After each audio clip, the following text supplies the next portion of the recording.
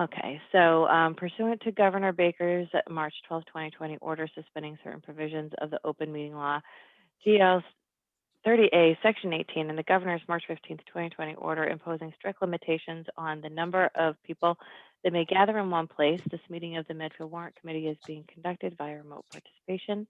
No in-person attendance of members of the public will be permitted, but every effort will be made to ensure the public can adequately access the proceedings as provided for in the order. As a reminder, persons who would like to listen or to view this meeting while in progress may do so by following the instructions on the agenda and meeting notice. And we are being recorded for everyone's future viewing pleasure. So I call this meeting to order, and why don't we go ahead and just start with the chief, if you're ready, Bob. We can bring him in, and I don't know if you want to do a little intro at all after You're you on mute, unmute Bob. yourself. I'm going to unmute myself. Okay. And introduce Chief Perico, who you all know, and by evidence by his clarification, a couple of points in my little summary, he is in strong command of the numbers, and I really enjoyed meeting with him and learning about the town fire department and the issues that he dealt with, not only in the COVID, but overall. I think, he can speak to these issues. I think nothing is clearer than the fact that the department's expenses in its budget are flat year over year, and significantly less than in 2020. So the changes that were made last year have been continued. And I think, when he speaks to a couple of items in particular, the challenges with the on-call fire department, which many of you may have heard his presentation before the selectmen. Obviously, that has implications for immediate service, which he'll speak to, but also, as the town goes forward, that's an issue of service that needs to be addressed, or at least be aware of, and it's been very good in providing that. As I mentioned, the budget that's here does not reflect anything that might be coming out of the collective bargaining that's going on right now. We haven't chat about that at all, but that is something that's ongoing. The taking care of the fire engine last year in our capital budget took significant pressure off of the department. But as I mentioned in my note, there are two items that I think are under review right now by the capital committee, and I think he'll address that as well. Also, so that basically where I am, and I will get off the podium and hand the baton over to the chief. Hey, good evening. How are you guys doing? Good, how are Good, you? well, thank you. Yeah, snowy day in Massachusetts. One of the things that we were tasked with as a town is going to the ALS level. There was a lot of uncertainty going into the budgets. And we were a little heavy in that first full year. And I had made a commitment to the town and to everyone that once we had a really good idea of where we were at, I was going to start chipping away at some of that budget that I had built up and trying to get something that actually reflects reality. And going into this budget year, I had looked at the department as a whole. I was carrying money for people that didn't come back on recall, some of the full-time staff that just don't respond. So what I did was I tried to get creative, and Christine had tasked me with trying to come in with as little increase as possible. I had a couple of step increases, which I was able to absorb within the existing budget by basically moving some money around and subtracting out some people that didn't respond on recall that I was carrying. I guess there was a little bit of hope for me that they would respond, and it just didn't happen. So the budget that I had submitted Basically, it reflects what I need. Going forward, it's kind of, I had taken a step back after my presentation with the selectmen. Is the budget that I had submitted was what I need to go forward with what I have right now. Luckily, the SAFER grant that I spoke of on the Tuesday night about a week ago has now moved up. So February 8th is the grant opening. And I have about 30 to 40 days to submit a grant. I have already completed all 12 essay questions. I'm ready to go. I'm just waiting for the grant to be opened up and I can enter my information. So hopefully that'll take care of some of the staffing issues. But going forward, we are going to have to carry some money for people, once they're brought on board. So there is some cost for recall and training. But we'll worry about that when that time comes. But the budget that I had submitted was looking at everything that we have, trying not to lose any services. I did lose 2 full-time employees, one to a personnel issue and the other one went to another department. So I'm going to go from probably step 6 back to step 1 with 2 members. So that's going to be a little bit of a savings also. I'm pretty comfortable with the budget that I submitted. Do you have any questions for me? Chief, one of the things that you and I talked about that maybe you could just kind of overview is the service level that the fire department has been providing. I know you provided some of those numbers in the selectmen's meeting. So the amount of where we are with resources and where you are with service providing, both in terms of the fire and perhaps a little on the ALS. And just to mention on the grant, I just got to tip my hat to the chief and the work he's done on the grant issues. He's really taken some really strong actions in pursuing every option, including individually, but also in working with some of the regional fire departments as well. So maybe, Chief, if you could just address the service for the fire and ALS, but also a little bit of that grant programs that you're pursuing. Yeah, as we stated, Bob, when we talked, I look at a firefighter as almost like that Swiss Army knife. You have to have somebody who is in the EMS side, somebody who can do fire. You have hazmat ops, tech rescue. So as we hire people and we train them, you want to have them so they can perform multiple tasks. On a daily basis, we're responding to medical calls, and the paramedics, when they arrive on scene, they make a determination. Do they need to go to the ALS level with this patient, or do they go to the BLS level? So it's all determined on what they find with the patient. I want to say we're doing about 345 ALS calls and another 200 BLS calls, about 600 patient contacts a year. So it's a little less than half of our volume, which is surprising.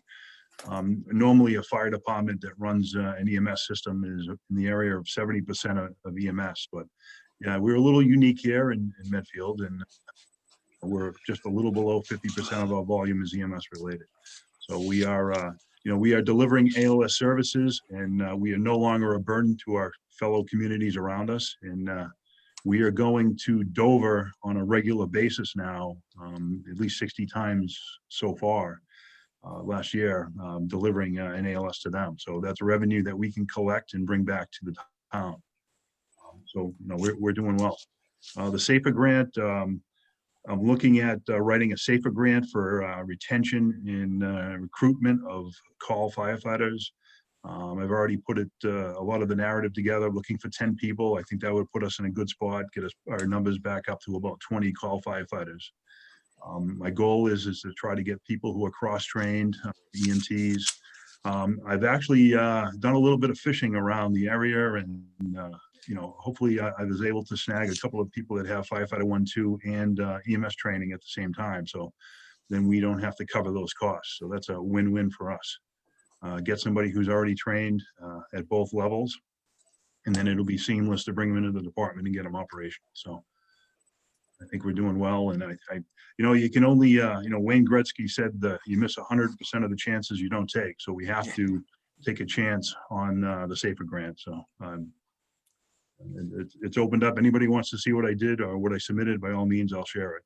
There's no secrets. And in the past year, specifically last year, we had a long conversations about the capital requirements, and you do have the one new engine that's under the lease that's being covered. And can you just address, I know there were two specific items which I mentioned in my summary on the capital, and then maybe a little overview as to where you see that is going forward, because you have a pretty extensive plan. You go past the 5 years actually, but just to give a sense as to where you are, where we are as a department, and what these particular needs are for this year. I haven't gotten the most recent update yet, but let me back up. Engine 3, I appreciate your support on getting Engine 3. Engine 3 has been a great addition for the department. It's given the guys a little bit of motivation. They're enjoying training with it. It looks nice. And for the money, I can't believe what we got. I think we were very fortunate. Going forward with the capital projects, I haven't gotten an update since we talked, Bob. And then I saw that the memo that you had sent around, and it looked like it was for the battery operated extrication equipment, and then maybe a chief's vehicle, do I recall? Is that what the two items are? Yes, I mean, I think it goes with the extrication equipment is one you mentioned was a must have. And I did confirm that with Nick. And then of course you're a little less I won't say modest, but you're not pushing on the vehicle, but you should give us a little background of the vehicle Okay, it's I'll yours. start with the extrication equipment. Right now, the current sets of extrication equipment that the town has are hydraulically operated. So we're experiencing leaks. The system is very old. It's not really rated to cut the stronger metals. Our power pack and our hose reels that were on the old Engine 3 that burned up on the apron left with that truck. So I have a borrowed power pack and borrowed hoses from Firematic, and I've had them for about say 15 months now. They do want them back, but we need to invest some money in extrication equipment that's modern, and it'll eliminate hydraulic packs, it'll eliminate hoses, hydraulic leaks. Everything's battery driven, and you get a much better product that lasts a lot longer. And plus there's a warranty with some of this equipment also that's rather significant. So if I had the choice of my own comfort and convenience of getting a fire car or the extrication equipment, I have to go with the department's need for the extrication equipment. My vehicle is a 2010. It's got 130,000 plus miles. I sent a picture to Nick one rainy day where there was this big oil slick that was coming from my vehicle and running down my driveway. It was to the point where I had to actually get some chemicals and remove all the oil. But the Exxon Valdez is holding its own. But I do not expect it to. It's got a lot of wear and tear. You have to remember, it's kind of similar to a police vehicle. I don't know too much about the law enforcement side, but if I'm on a scene, my vehicle is running because I'm charging batteries, I'm charging lights. It's running the entire time I'm there. So it has a lot of idle miles.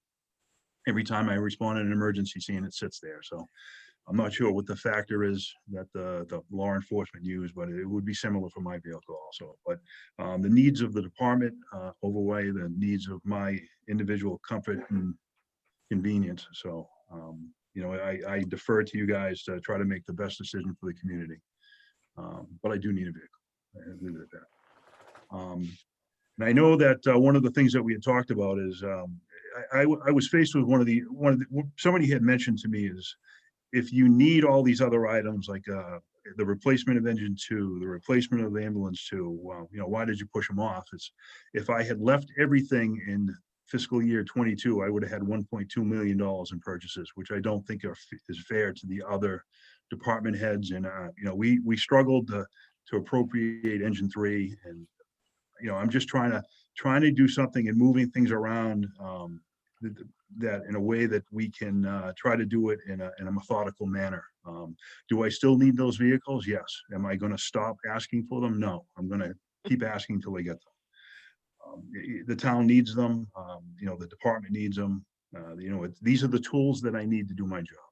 So I tried to give my best guess and try to spread things out, and that's why the capital plan got shifted a couple of years. I think I had that discussion with Nick a few times. Did I cover everything, Bob? I think so, and very well, thank you. And I think the last piece that I just wanted to emphasize was in the conversations we've had, and the committee can see this and ask their own questions. But I think that the two questions I try to ask in a respectful manner is, number one, what are the risks that are in your budget, and what would happen if you had to reduce this number by some 1 or 2%? And I think I'm going to tell you what I heard you say, and then I'm going to ask you to comment.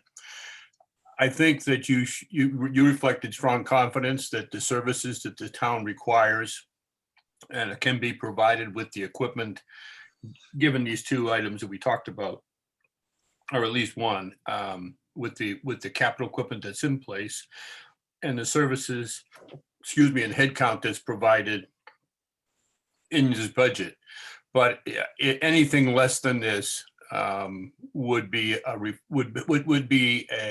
have an effect on services that you could provide, and then there would be an additional risk. Is that a fair comment and a summary of what we talked about?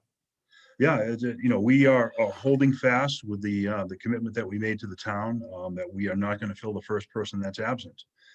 If we start cutting $50,000 from the budget, or $100,000 from the budget, 5 or 10% cut, I'm required to fill that paramedic, and I need 2 people to operate the ambulance. And you start dipping into affecting emergency response. Then I have to look at our total operation and say, okay, are we not going to respond on all fire alarms, or are we just going to downgrade the response? And you run a fine line there of delivering the services to the town that you promised, and trying to match a 5% cut or a 10% cut. I think that if you cut any more, I'm more than willing to work with you and try to do something and get us to where we need. When tasked by Christine to try to, if I can cut any more, I did. But I would caution you, to continue to cut from the fire department, it's going to be, it's going to take a lot of creativity on my part to try to make those numbers work. And I don't think I'll be able to do it. Once you start affecting covering of that second body that's out, when I have 2 people that is out, it's going to get rather creative. I would rather have the money in the budget than going at the end of the year and saying, hey, I'm short. Let me manage the money that I've been given. I think I've done a fairly decent job so far. If I haven't, please let me know. But I would not want to be in that position where I'm have to make a decision on what calls I'm going to respond to and which ones I'm going to say, well, we're going to downgrade. I've made a lot of cuts and changed some of our operation in the best interest of public safety, in the best interest of trying to be fiscally responsible. And I would caution the more we cut, it is going to have some kind of negative result. And finally, maybe just a brief comment, or a question, is that you had shared with me and some of the in our discussions, the rating agencies that are involved, that have that your department has to comply with and address, and also that it has impact on insurance and things of that nature. So can you just address that, where we are right now in those in compliance and meeting those rating agencies, that in terms of the standing of the department? When I started, ISO rating was an ISO rating of 4. Since we made some changes in the way that we purchased that new engine, we've moved to an ISO rating of 3, which is a better rating. Obviously, if you have ever seen like Cambridge Fire or Los Angeles Fire, class 1 rating, that's their ISO rating of 1. So it doesn't get any better than that. ISO looks at the number of firefighters, the amount of water you carry, dispatching services, the water supply for the community, and it gives all these different factors. Number of fire trucks, everything has a number, and they come up with a rating. And And that's how they, I guess they assign that to the insurers that insure commercial properties. I was told that really doesn't affect the residential properties. It's more for the business owners. But I'm not an insurance person, and I don't claim to play one at work. So I would have to defer that to somebody who knows a little more about insurance than I do. Organizationally, making that jump from a 4 to a 3 is significant. It means that we're moving in the right direction, and the fire department is able to achieve what it needs to do to service the community. So I was pretty proud of it when I got it from a 4 to a 3. I thought that was a good thing. No, it's great. I wanted to highlight that with the committee as well. So that's my side. I'll open it up to the Sharon and anyone else in the team. I think that was great. I don't have any specific additional questions than the ones you brought up, Bob. Does anyone else have anything you would like to ask the chief before? Very, very, very well done. Looks like Newton, maybe you have a question? I have a couple of minor ones. Chief, there's a very small department called Emergency Management. What is that? Emergency management is, it basically covers a lot of the activities outside the scope of emergency response. So that would be, I'm responsible for managing shelters, cooling centers, warming centers, emergency response teams. One of the things that I'm looking at doing in the future is having an all hazards team. We can, as the emergency management director, obviously we have to have an EOC.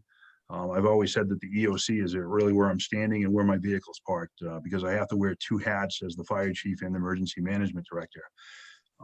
I think that the budget that was there prior to me becoming emergency management director was about $14,000, and it was also part of the PD budget.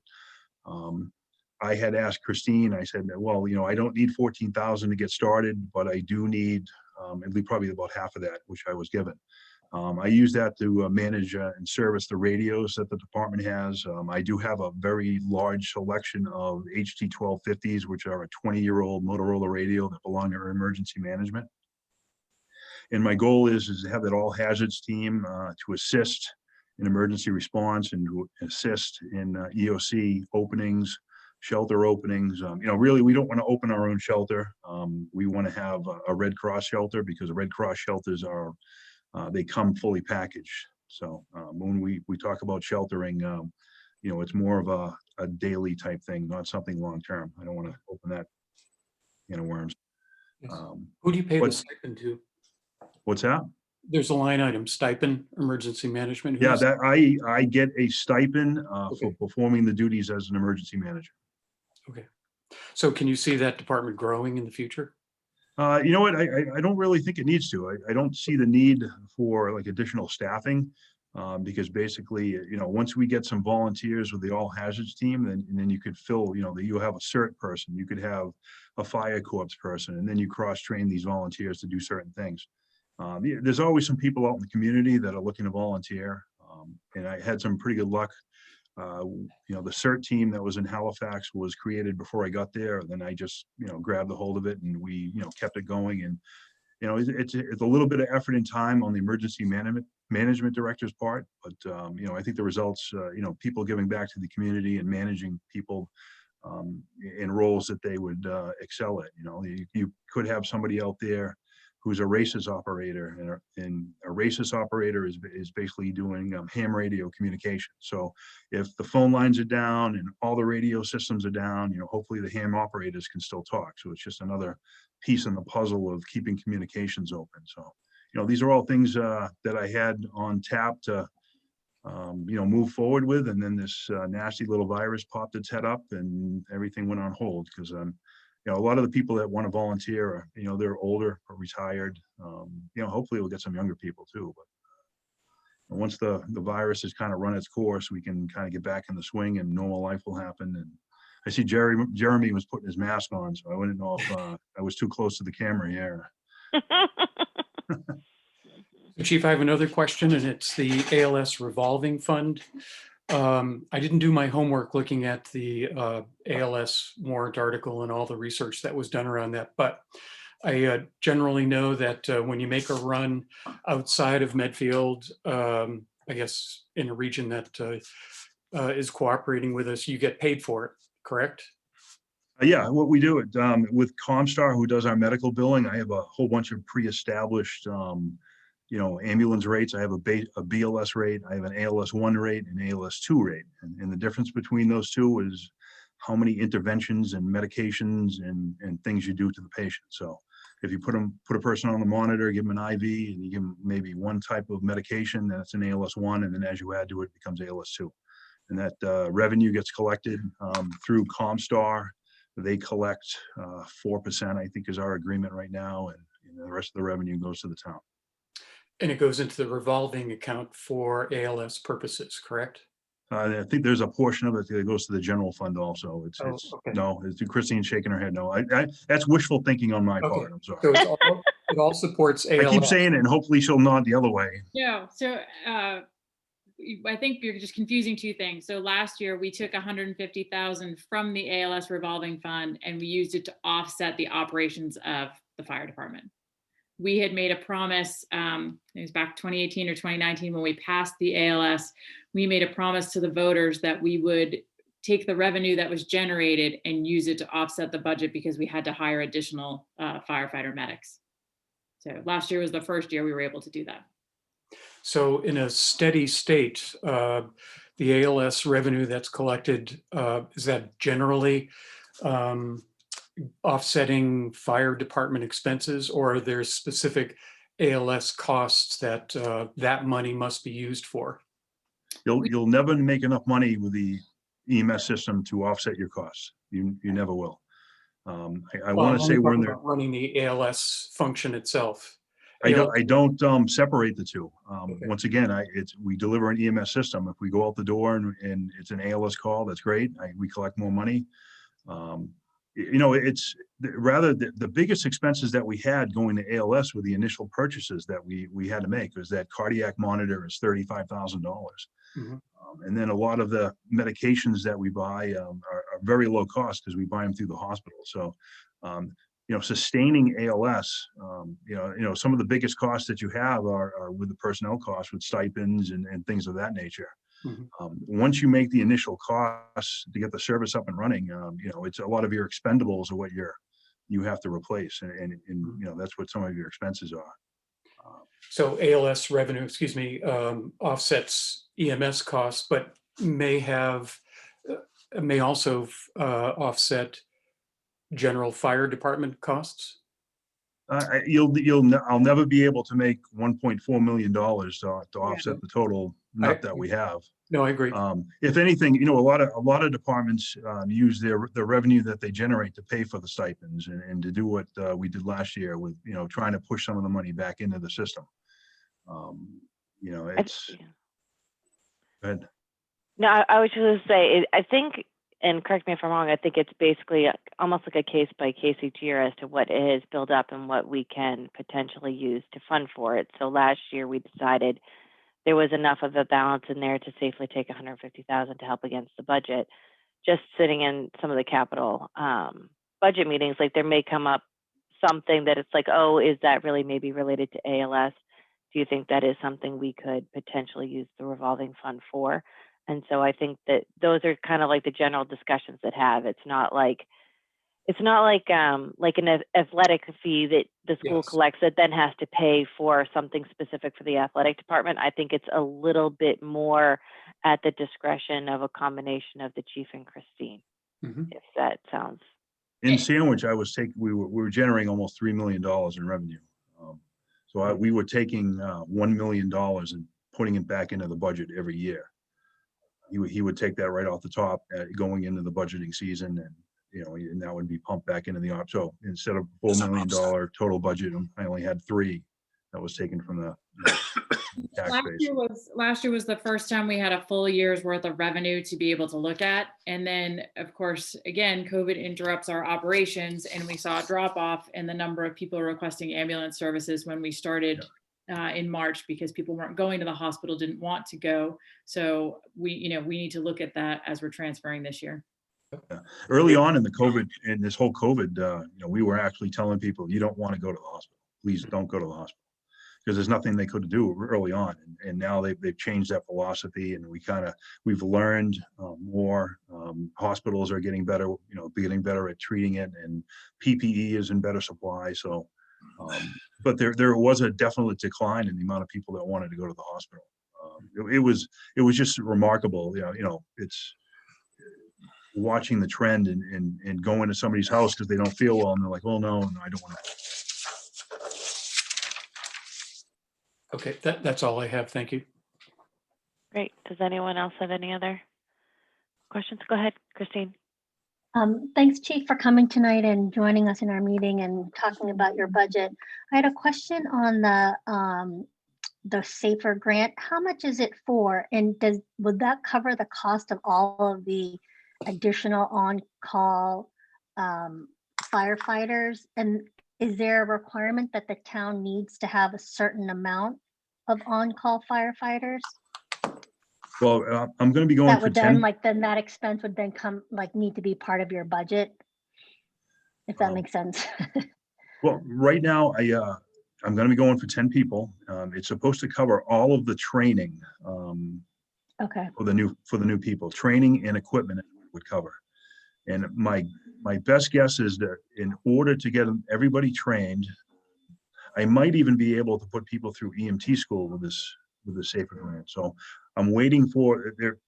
In about a week, there's supposed to be an online video chat on the requirements of the grant. So I'll have a better picture of what the allowable expenses are going to be. And I want to say it's a 36-month program with zero cost to the community. Usually I've seen different things where they pay 75% the first year, 50% the middle year, and then 25% is funded by the feds. The town has to pick up the rest, but this program is it's zero cost for the community. So my goal is to have all the training paid for. I see. And I would think that going in to next year's budget, when we'd probably be impacted. Like I'd have to say, okay, this is what I'm going to need for money for sustaining these people. Okay. And I would hope, if they're gonna allow me for recruitment and retention, I'll have to wait until that final that presentation next week, and they'll discuss it a little deeper. A lot of times these things are all based at, and they're all the target of them is full-time staffing, but they do have a recruitment and retention of volunteers. And we're rather unique, and there hasn't been too many requests in this area. So I think that hopefully that might be my little niche to try to get the funding done. So I'll know more, in a couple of weeks. The narrative Great. part was easy. It's just asking question. Well, what do you need? What are you going to do with them? It has some very, what are the risks that the town has? That's all very, very simple part of it. It's when the money part of it is putting it together. It's just going to make sure I do everything properly and I don't check the wrong box, so that, when they do computer scoring, it gets kicked out. Well, hopefully we'll get it. Great, thank you. Chief, I Go ahead. apologize Yeah, go. if I missed this, but would that then put our staffing and I guess personnel levels in line with other towns our size and our that are typical to us, or is that above, or where would we fall in terms of? I think full-time staffing for comparable communities, I think we're probably a little behind. But for call volunteer staffing, we should be able to have enough people to do the job we need. That would put us in the 20 mark, about 21 people. I think that's a good number. It's going to be a revolving door, because people are going to come, people are going to go. Unfortunately, life's change of call volunteers. You don't have this, the newer generation, I guess they struggle to want to do something like that. A lot of the younger people that come into the fire service, they have aspirations of being full-time employees, really. So, my hope is to try to keep them, but we just have to keep working at it. The town of Carver has 75 call firefighters and 3 full-time employees.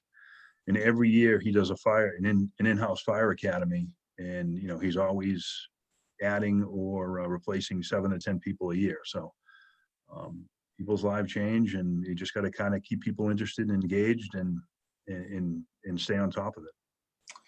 How So are the they on- compensated? I'm sorry. No, sorry, go ahead.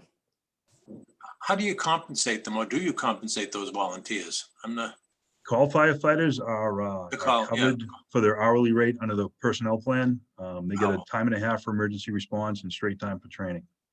so it's kind of a variable cost within your budget, because you just don't know. Yeah. Yeah, I have multiple Excel spreadsheets, and what I do is I look at their performance over the last 12 months, and I take that percentage, move it forward into the upcoming fiscal year, and guess that, okay, well, if they came back 70 times last year, hopefully they'll come back 70 times this year. Okay, And I've had some people that were on the roster and they pretty much went down to 0, and we have to move on. I need people that are, like, I don't need names on a roster. I need bodies that can, get in the trucks and drive and go to the scene. mhm, So that's the 56,582, which is in the budget that I've. Yeah, 56,582 covers emergency response. Right. It's, and then what I do is I was always taught to try to break up all the activities, like, keep training as one number, keep emergency, stipends for full-time employees, stipends for part-time employees, and then the recalls. Recall is that variable number, because you have to think that if we have a horrible year and we have a whole bunch of fires and natural disasters, that recall number is going to spike. So the number of emergency responses are going to increase. I could have 250 one year and then the next year have 200. right. It's all based on what's happening out there and how safe people are and what's happening in nature. But so the number, the 56.6, which is the emergency response, that's based upon experience. So Right. when you add, if you could get 2 more people into the on-call, it wouldn't increase the cost as much as it would give you more coverage and availability, right? I mean, Correct. right? Correct. So that's. Yeah, you got to remember with on-call firefighters, you don't have OPEB and all that other behind-the-scenes costs. Mhm. Unless I don't. Unless one of them decided to take the town's insurance, which we offer to them, but they pay all that cost, so we don't pay any of it. How many people have taken that, Christine? Do you know? Of our call firefighters, I would have to double check, but I don't think it's, I think there's like 2 or 3 that are actually taking the town's insurance. yeah. It- It's less than 5, and I think some of those have dropped off. Yeah. I guess we should thank you for getting that young boy off the ice? No, I think when they fell in, they all were assisted by people that were there. So, by the time we got there, everybody was wet and standing on shore. So that's the way we want to see it. Just remember, the only safe ice is at a hockey rink. Yeah. Right. I'm with you. Does anybody else have any questions, or we can let the chief go to enjoy his evening with hopefully no snowy accidents involved? Oh, my plan on, as soon as I'm done with this, I'm going to shovel the driveway again. All righty. No Thanks accidents again. doing that either. Hopefully we'll see you next year in person. Yeah, hopefully. Yeah. Thanks again. Thank I you. forgot what that's like. Yeah. Thank you so much, Chief. Appreciate it. If anyone has any questions, obviously, you can reach out to me. Obviously, everything I have is transparent, so I have nothing to hide. Sounds good. Thank you, Chief.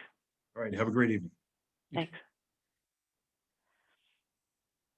Amanda, I think I see Pam out in the waiting room. Was anybody else coming for library? I think just Pam. So I think we can.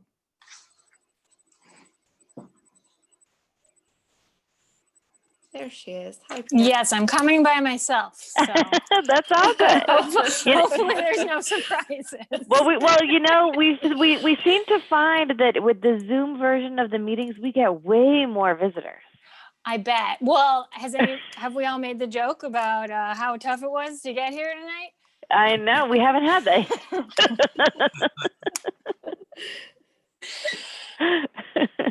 Well, thank you very much for joining us, Pam. Sure. Amanda, you want to intro? Yeah. us? Yeah. So obviously Pam presented to us last year. I think, Pam, you've been in the director role now 3 years? 3 years, 2 years. 3 years, and then I had an extra. I That's had an right. interim. That's right. No, so Pam and I have actually kind of gotten together multiple times on the library budget. So to summarize where we are this year, you know, Pam followed the guidance of level funding everything. And so the budget request of $756,251 is really level funded with just the longevity increase.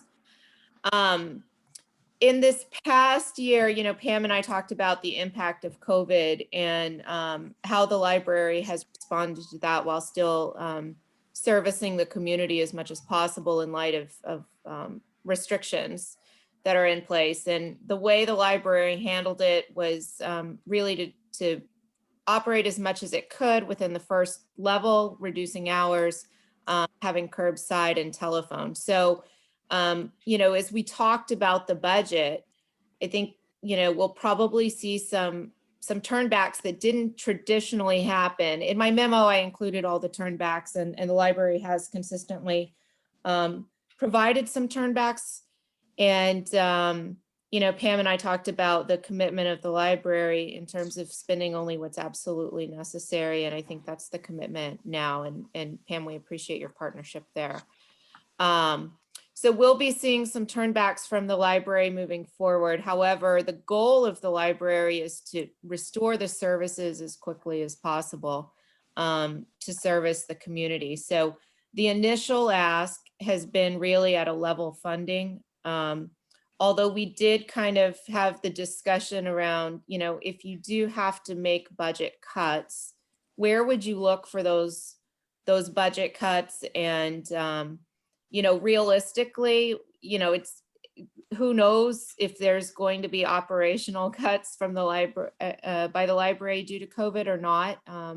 You know, it's unforeseen. And so I think Pam very strongly felt that she'd like to try to keep the budget as much as possible, although willing to look into areas to cut. And I'll let Pam speak to some of that. There is one position that before COVID hit was very important to the library, which was the circulation desk. It's a part-time position that has been frozen. And I think the library's been looking at how they could take cuts in other areas to free up that position due to the centrality of operations to the library. There are some, you know, historically we've talked about some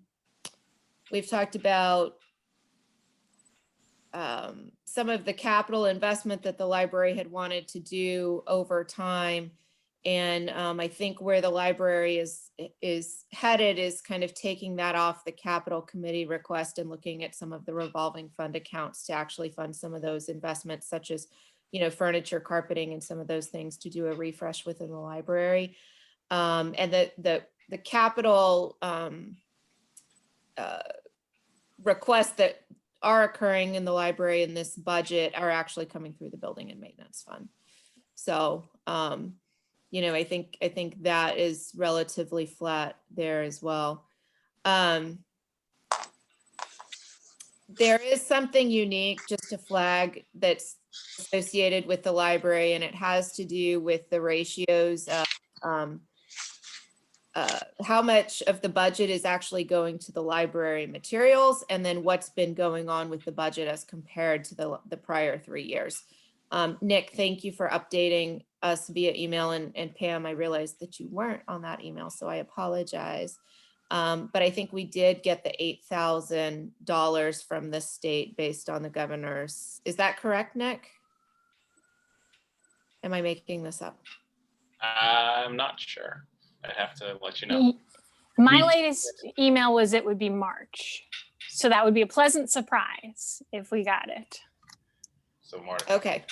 So I could have read that wrong, so I apologize. But we have missed those metrics to get additional state funding in 2021, and we expect to be missing that in 2022 as well. But Pam is applied for waivers on those, and there is some hope that we do actually get that. To summarize as well, I think the library is looking at applying for grants. So they're looking at funding in other areas as well to kind of offset some of the costs. And I'll pause there. You know, I guess I'll just summarize that I think it's an open discussion with the library in terms of what our needs are. And there's an acknowledgement that we could have to be tightening the belt across the town. And Pam's been being very thoughtful about where and how to do that. So Pam, I'll let you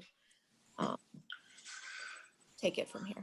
Sure. If I could, I'm just gonna make another point about that state aid.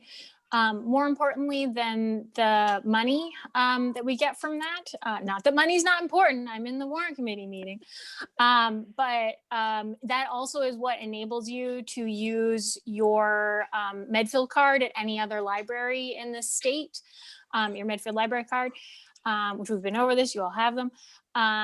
It also allows us to get books in through interlibrary loan. So if you want a book or item from another library, so that's part of that whole agreement with the state. We need to meet those requirements. And we are one of, I think, 54 libraries that didn't meet it this year. So we, you know, it's a big group. It's much bigger than it normally is. And we did apply for a waiver, and I do expect we'll get it. But yeah, my last email, it said it would be March 4th is when they'll be meeting about that. So yes, in my meeting with Amanda, she pointed out to me that the information technology line was a little high, and that was because there was a 3-year contract that was up last year, and so now we have paid that. I'm sorry, it was up this fiscal year. So we can, we do have some room in that line to go down. So that would be, yeah, probably the biggest wiggle room that we have right now. We could probably go down maybe 3,000 or 4,000 in that line.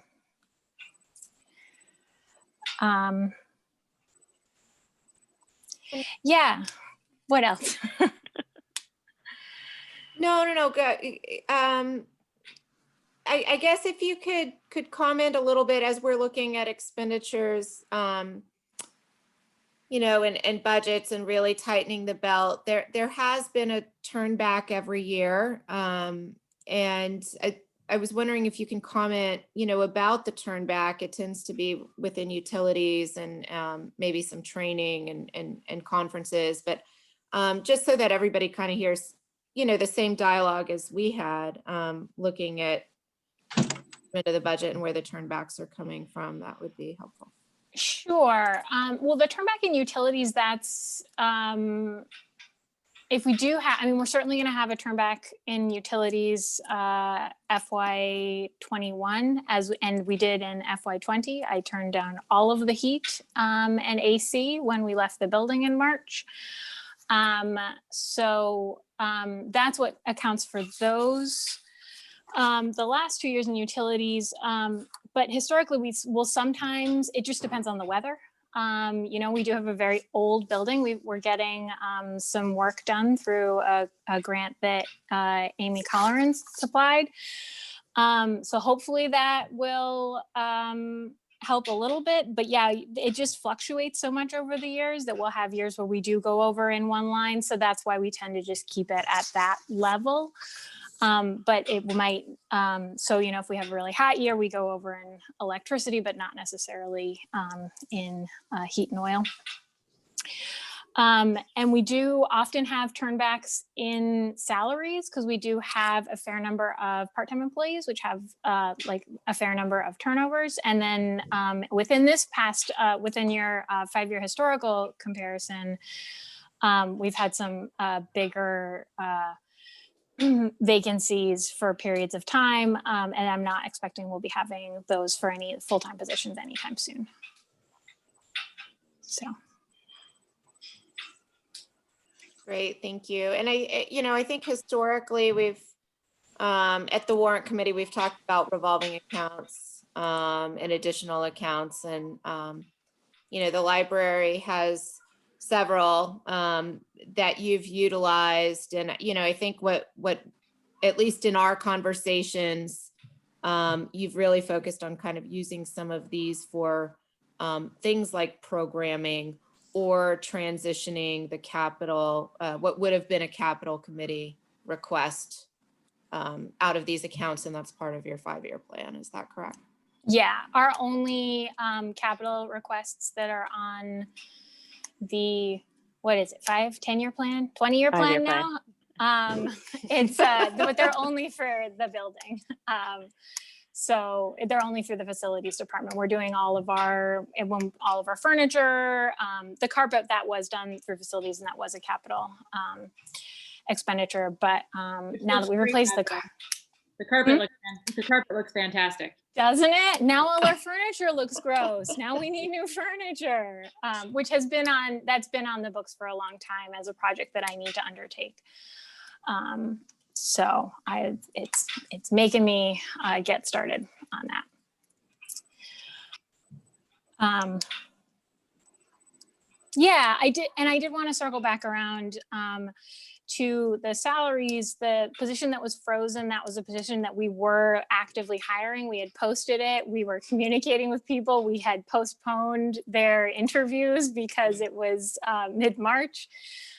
So that wasn't a position that was vacant because we didn't need it. It was just a circumstantial thing. And it's a fair amount of our circulation department is 1 full-time person and 5 part-time people. So having one of those part-time positions cut, I don't know how we would return to our normal service hours given all normal non-pandemic circumstances, I guess, is a terrible way to phrase that. And so your increase in your budget, which was a little over $4,500, something like that. That's all step. It contemplates step. And one of the things we discussed was that you had 2 employees that left that were at a higher grade and now will be coming in lower. The budget you're requesting does not currently contemplate the additional part-time circulation desk person, correct? Yes. Okay. So it's your current staffing plus step. Mm-hmm. Yep.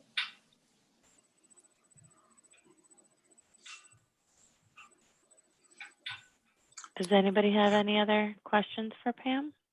Just a quick one, Pam, on the library materials, that's 125,000 budgeted. I don't have on the schedule I have here. What do you typically spend in prior years on that account? So this is what Amanda was mentioning about the requirements by the state. It's part of our state aid. So there are the 2 things that we need to worry about. One is that our municipal appropriation requirement, which we won't meet, but the other is it's our materials expenditure, which has to be 16% of the initial appropriated budget. So 125 it's I think it's a little less than $4,000 more than this current budget, but that does give us a little bit of wiggle room because that's a lot of money to spend to not go over. Yeah, I see. Yep.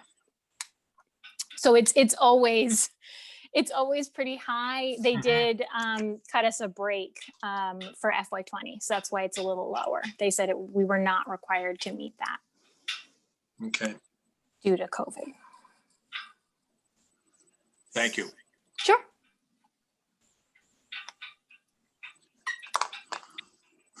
Does anybody else have any other questions for Pam? No? Amanda, anything else or? No, I just, I appreciate the partnership with Pam and the real, I guess, you put everything on the table and the real candor in this process. you know, so that we can really analyze the budget and kind of do our job. So I appreciate that. Sure, my pleasure. Well, thank you very much for coming, Pam. Really appreciate Thanks for it. having me. All right, You're have a welcome. good rest All of your right, night. you have a nice night. Okay. Thank you, Pam. And I think both Jeremy and Christine's have some budgets to go over, so we can either do rock, paper, scissors, or if someone wants to volunteer, we should do rock, paper, scissors because that would be fun. But I'm not really sure how you do that over Zoom. So Actually, there's some folks here for the finance department. okay, As attendees, I don't know if there's folks for the other budget, okay. but Right. if there isn't, maybe we do the finance first since they. Yeah, none of the department heads, they had conflicts tonight, so they're not attending. So why don't we do the finance Okay. one first then? So Jeremy, you win this version of participant rocks, paper, scissors. So, yeah, so I'm in charge of presenting the accounting lines, which includes the town accountant, operating budget, the assessor's operating budget, and the collector's office operating budget, and various other financial lines, line items in the overall town budget.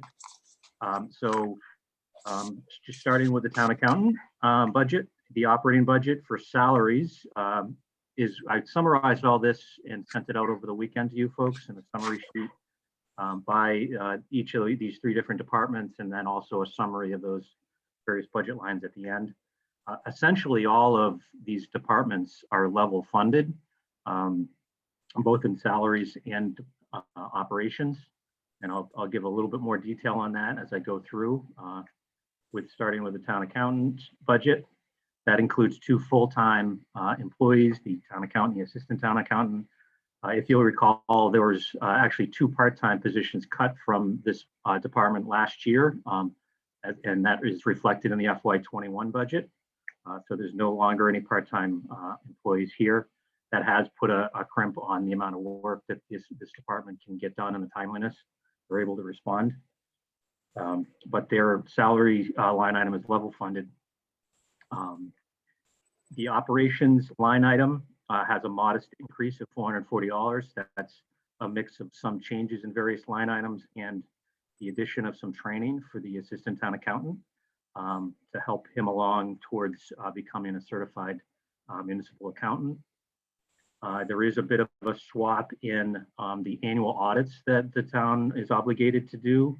Every year there's the Opeb audit.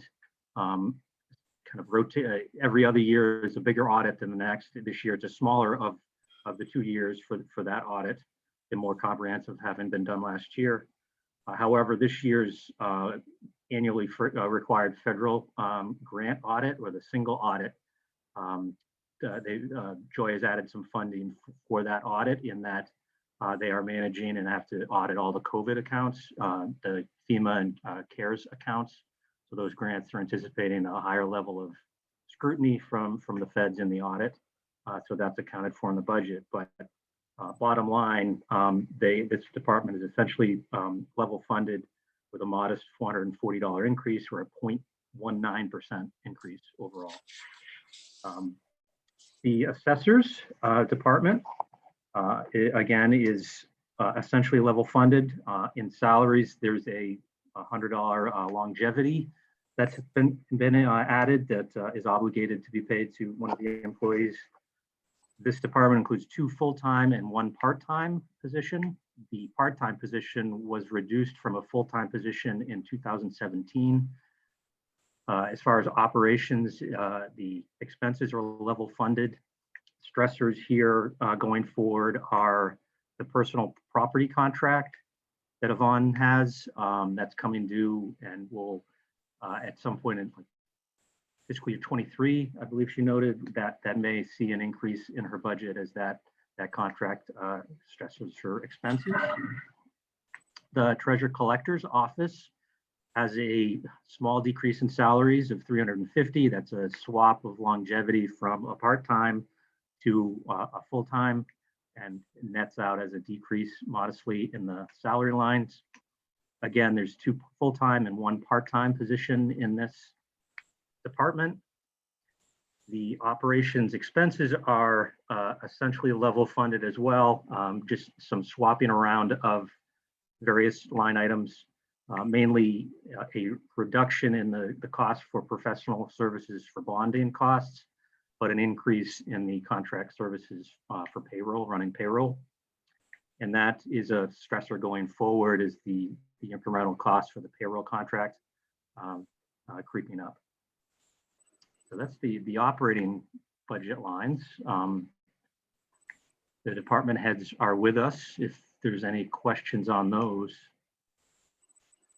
They're pretty bare bones, not much extra here. Well, I wouldn't even say there is any extra here.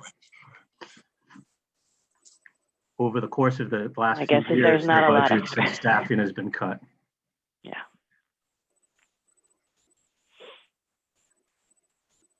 That's good. We'll move on. I was going to say, do they all just want to hide and go back in the participant box? Although Is there anything I I did missed get you folks want to point out?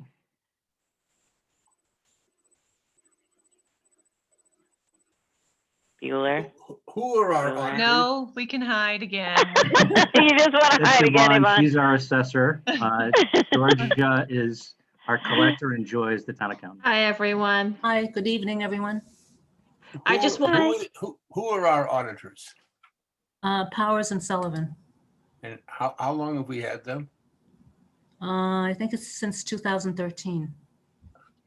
So Bob, we actually have an RFP out now soliciting for new auditors to begin for the next fiscal year. Do the auditors also audit the school side? That's correct, they do. Okay. Thank you.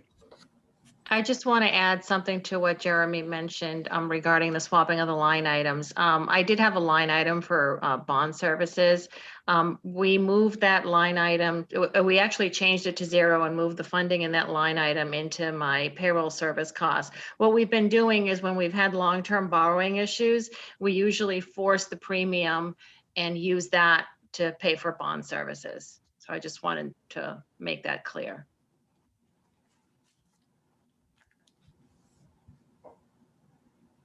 Great. There's always a cost to borrowing. It's just that it's not included in my budget. Understood.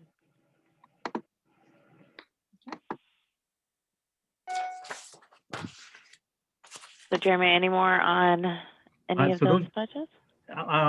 No, that's all I have on those budgets. I can touch and these folks may help with any questions on some of the other budget lines in the accounting group. So they could stay on for just a few more minutes if they'd like. Sure. Also, under the accounting grouping is workers' compensation insurance, health insurance, property liability insurance, Medicare and federal mandates. Those all are estimated to be a 5% increase over last year. That has been pretty standard the last several years. And I'm sure as we go on over the course of the next few weeks, those budgets may get more refined, but those estimates are quite good at this point. Life insurance, the life insurance line is level funded. There was an increase in FY21, but as of now, FY22 is level. The other two larger items are the Opeb Appropriation, and that's summarized in what I sent out over the weekend. In FY21, the town's financial policy was not followed. It was deferred. We didn't fund, the 10% increase that the policy requires. This proposed budget does fund that for FY22. So it increases the Opeb appropriation by 10%. That is an increase of $42,500 to a total of $467,500 for the Opeb appropriation. The Opeb trust has a net position that's increased from last fiscal year. The trust is currently at about 3.9 million. And that helps offset the town's total Opeb liability, which also is down from where it was last year per the town's Opeb audit that's currently under review for FY20. There's some comments that the Opeb committee has that will be sending back to the auditor and to finalize that update. The Norfolk County retirement contribution it was also pared down a little bit from the former estimate or forecast that has a 5% increase. That's actually that appropriation is dictated by the Norfolk County retirement system and PRAC, the state agency overseeing various retirement groups in the Commonwealth. They require a certain level of funding so that these systems are fully funded by a certain year. Currently, Medfield has 244 active participants out of the total 5,576 in the county retirement system. It has a 62% funded ratio as of 2 years ago. That's based on the last valuation 2 years ago. And it actually performed quite well in calendar year 2019 with a 17% investment return. It had a negative return in 2018, but 4-year average is over 7% on its return, leading towards the smaller increase in the appropriation for this year. So perhaps this might be for Christine, but when you see, and I know these long-term liabilities on pensions and the like are pretty squishy numbers in terms of specifics, but when you see a decrease in the liability in a given year, or a performance, above prior years, is there flexibility in our policy? Do we have a policy on OPEB, or is it a practice? So it's actually in the financial policy. We started out, I believe the minimum was 425,000, and then the policy was to increase by 10% every year after that. That's a policy. That is within the financial policy, and that was one of the things we did not meet last year. Right. It's a policy we have not always met. Right. Well, but we will. All our policies are like that. We will, Bob. No, I'm sorry. The first year of the financial policy, we did meet. I should have been on mute. I'm sorry. It's okay. Gus isn't here. But I mean, I get that. But the idea that, when performance exceeds expectations. Yeah. Okay, thanks. But Bob, I have a follow-on to yours, and it's for Christine or whomever, but where we didn't fund last year, is there any ramifications to that? We've lost a year of funding. We didn't hit our policy. Are the rating agencies looking askew at that? And let me clarify, Newton. So there was an appropriation last year. It just did not meet the 10% increase required by the policy. Okay. So there was funding put towards the OPEB trust. It just was not the I think it was just flat, wasn't it? Didn't we just keep it flat? Yeah. Well, yes, so there was a contribution. I may have misstated. We didn't increase it by 10. So the question stands, is there any ramification to not meeting our own policy?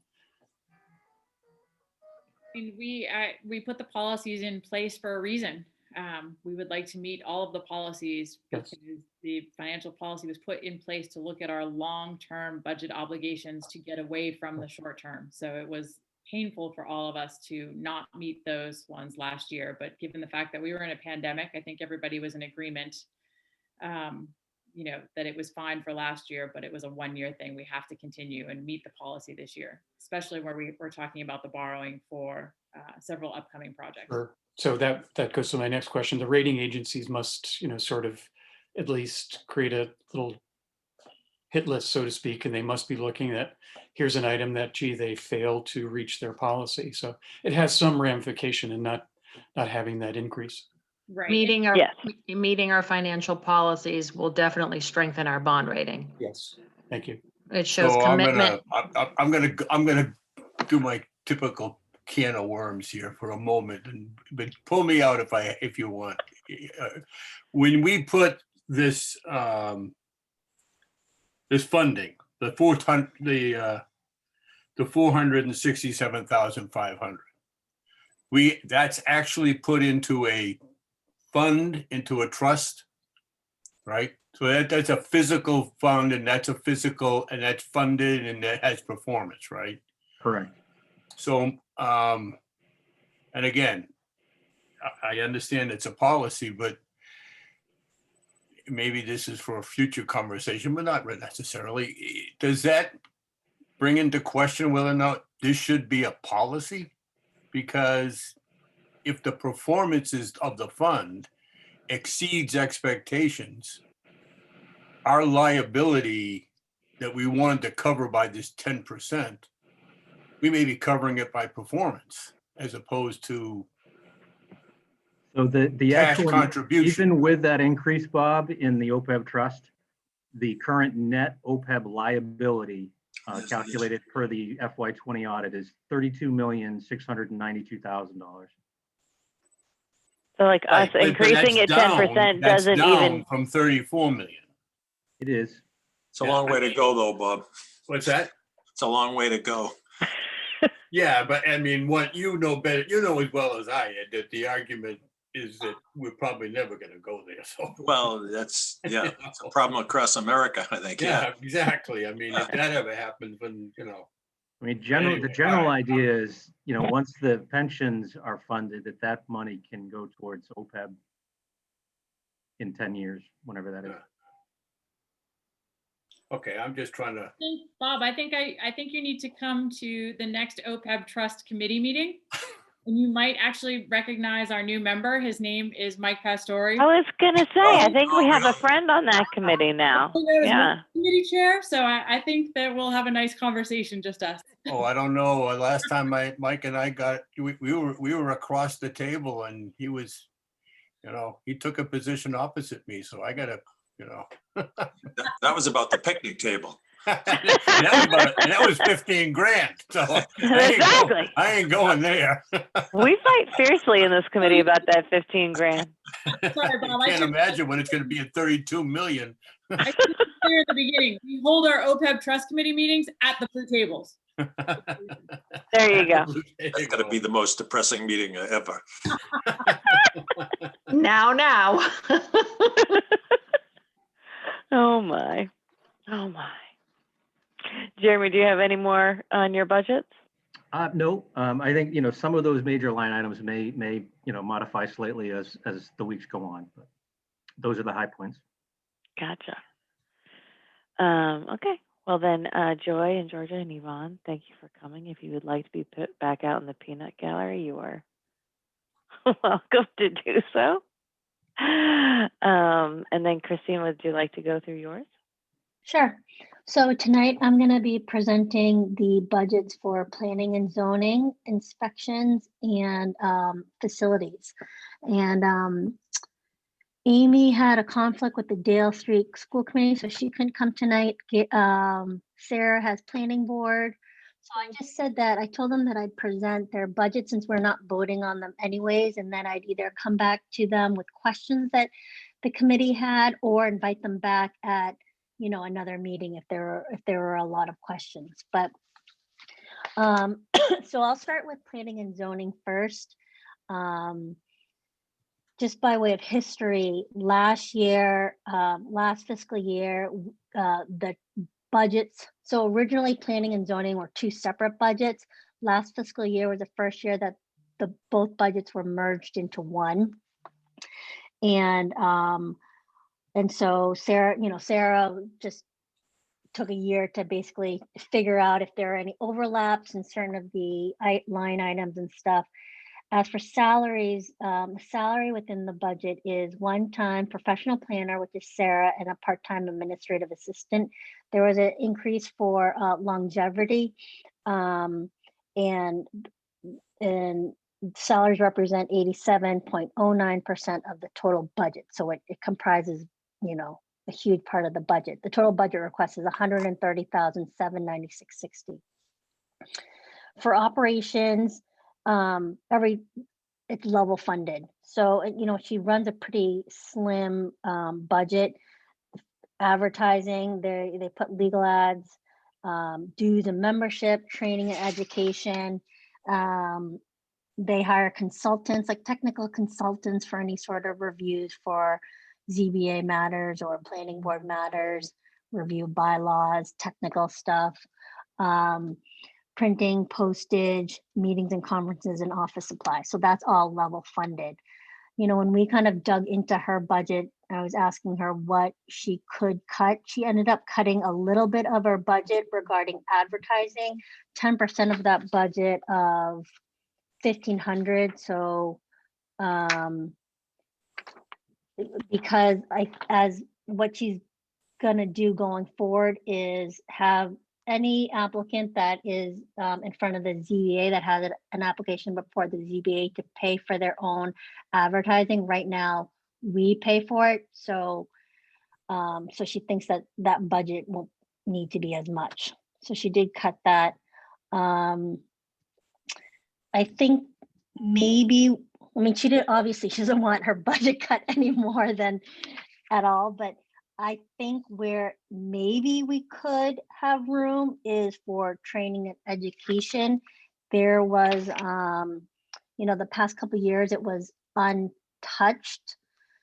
And although Sarah does want to do a training next year, I think that might be paid for by a grant. So those funds, so that's just, for Christine and Nick, that just might be one area if we kind of need to take anything that maybe that might be an area if needed. And then really that's it. It's a pretty slim budget. Okay. Does anyone have any questions?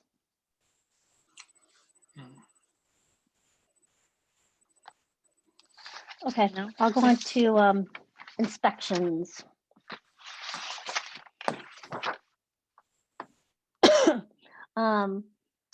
This total budget request is $234,193. The budget is level funded for operations, and the salary budget is pretty much level funded except for a $50 increase in longevity. And within that salary budget is the building commissioner, Gary, Scott Allison, who is a full-time administrative assistant, and then there's a part-time and administrative assistant that's there like 1 day a week. She's been working remotely during COVID.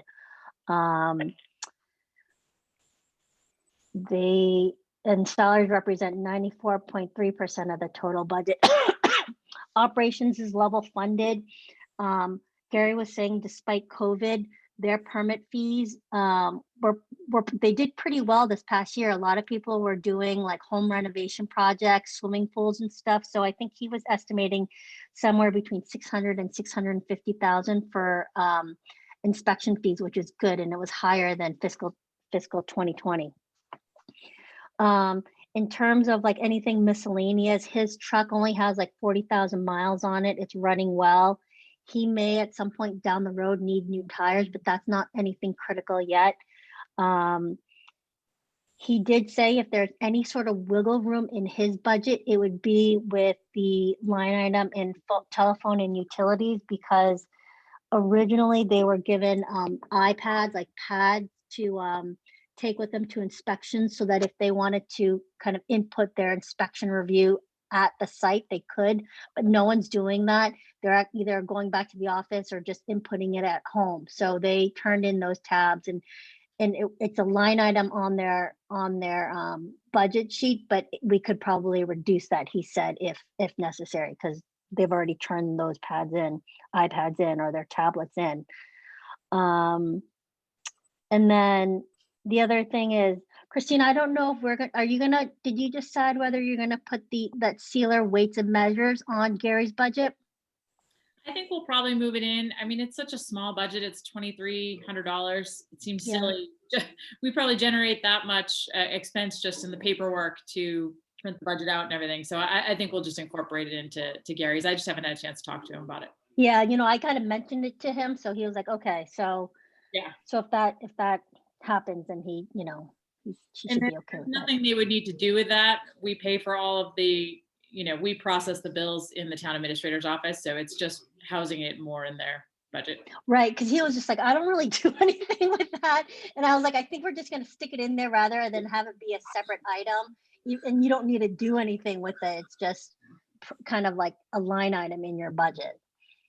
Perfect. So he was fine with that. So does anyone have questions with inspections?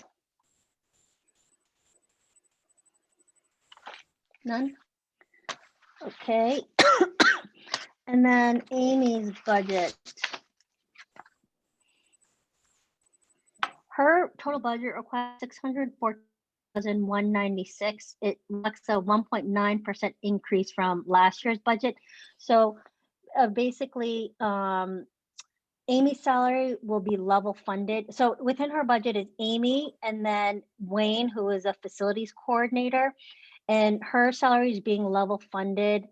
But then her salary is shared between building and school. So it's kind of a split budget, or her salary is split. So not all of her salary is included within this budget. And then her operations are level funded, like cell phones, office supplies, copy machines, that's all being level funded. The two things that have increased our building maintenance contracts, and those are the contracts for the public safety building and the DPW building. There was some boiler repairs that needed to be done, and I think the public safety building has like a leaking roof too that needed attention to.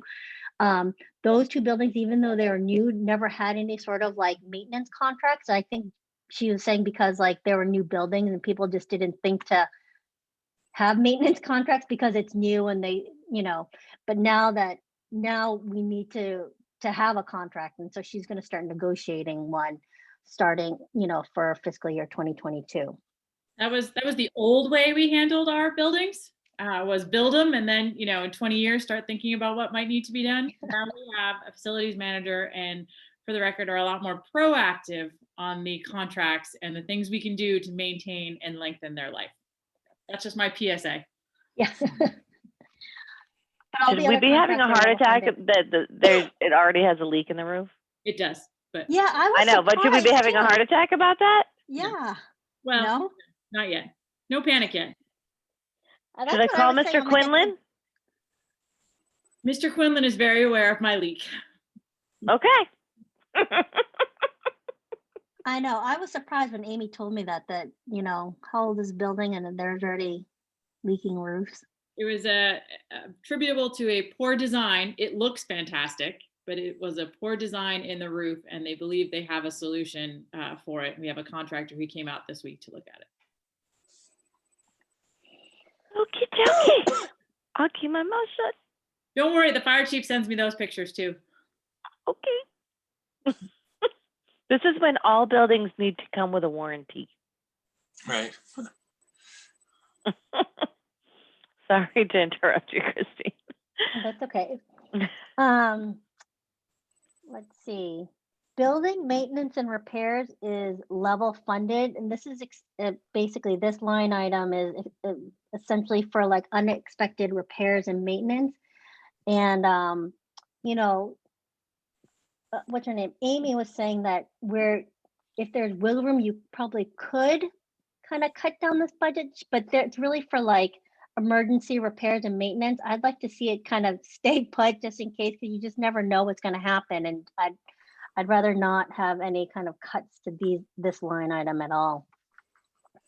And then building electricity, heat, water, and sewer for the town buildings were recently put on Amy's budget last year, and those are level funded as well this year. And that's it for this budget. The other thing is Christine indicated that she might include streetlights in this budget, so it hasn't been confirmed yet. So that might be in Amy's budget as well. We're still working on a plan. I'll keep you updated. So one question I have is, I see that they're all level funded. And I guess, Christine, when we were talking about the overall budget for the current year, some people who got some positions for which there was no increase in 2021.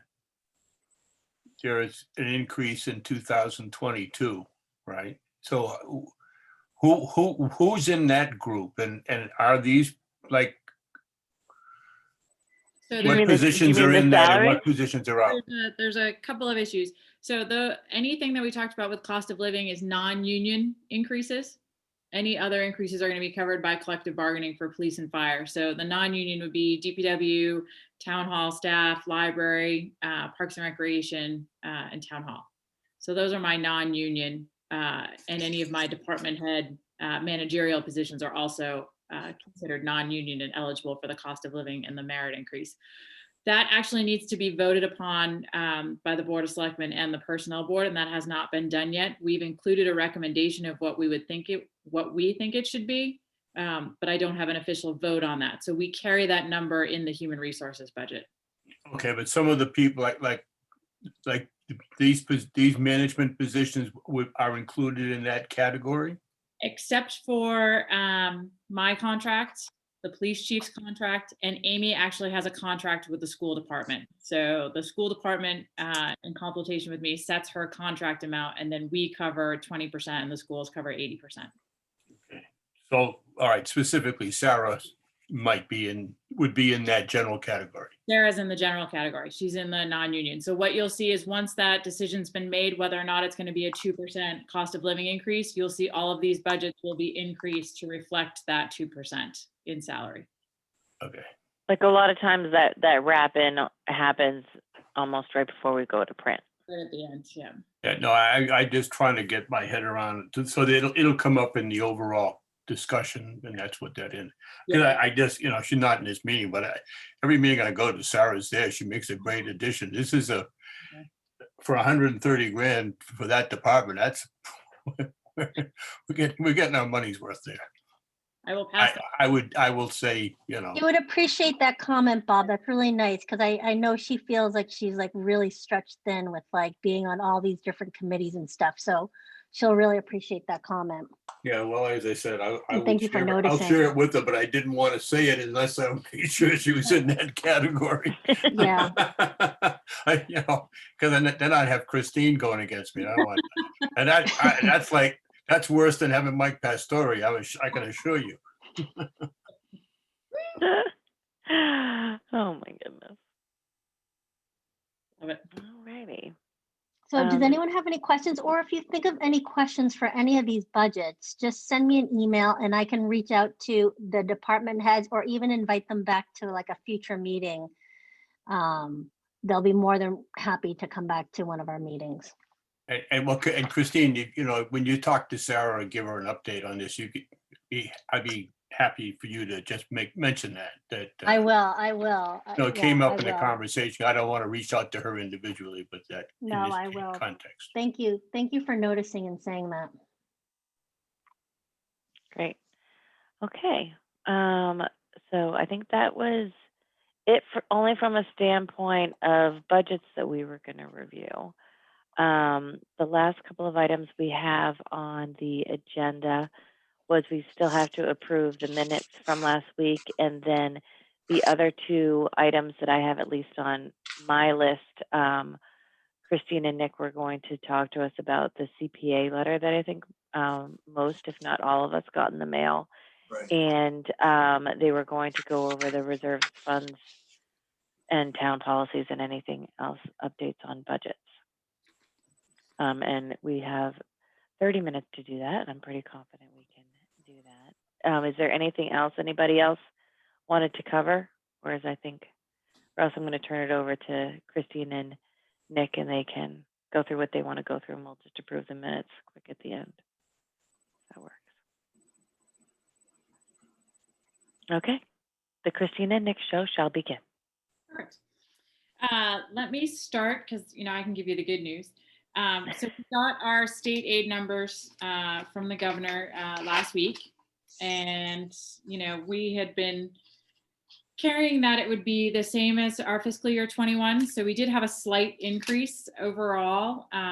It's an increase of only 86,000 in state aid. It's 1.2% over what we got last year, which is pretty sad, I think. Not that I'm disappointed. I am disappointed. I was hoping it would be higher, but we had planned on it being level funded, so I guess I can't complain too much. The sheets that Nick sent out to you today have those changes in them. And I just want to point out a couple other changes in that as well, in that the vocational school, Georgia met with them and their assessment to us is coming in just under $86,000 less than we had anticipated. So we did pick up $85,000 there, which is nice. And then what's the other thing? And we're still waiting on health insurance. Nick and I talked about it today. We're hoping, something by the middle of February from Carrie will give us an update and we can go from there. But that's obviously a significant portion of the budget and an important piece of information for us to get moving forward. I will tell you that when we met with the selectmen last week, we discussed the free cash memo. And obviously we went through the entire memo with them, same as we did you, and we talked about why it was higher than it was in the past. And I indicated to them the recommendation from the financial team that needed to be an investment into capital, and we needed to meet all of our financial policies. And the indication from the selectmen was that it should definitely be used for capital. It should be used to meet our financial policy obligations. If there is anything left over from that, they would like to see it put into stabilization and not used to offset any operating budgets. So we will meet with them again next week and discuss that.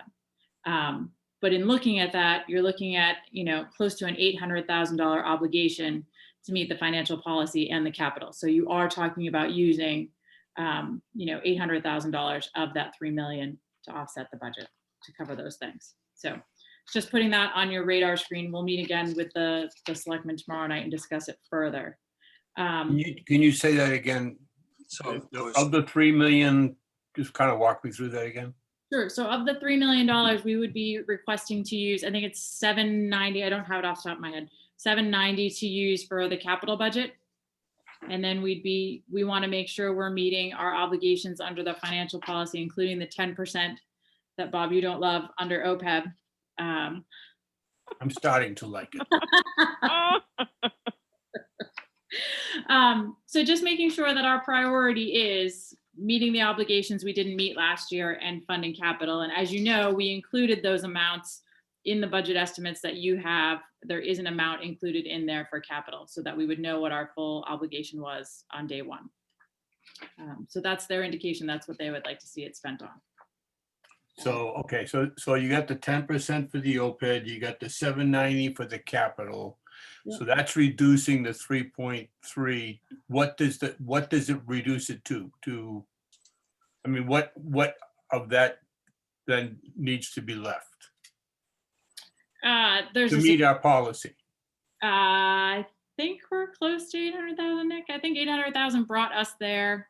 Actually just under $1 million, because you're going to put the $200,000 into stabilization. So we can run all those final numbers for you.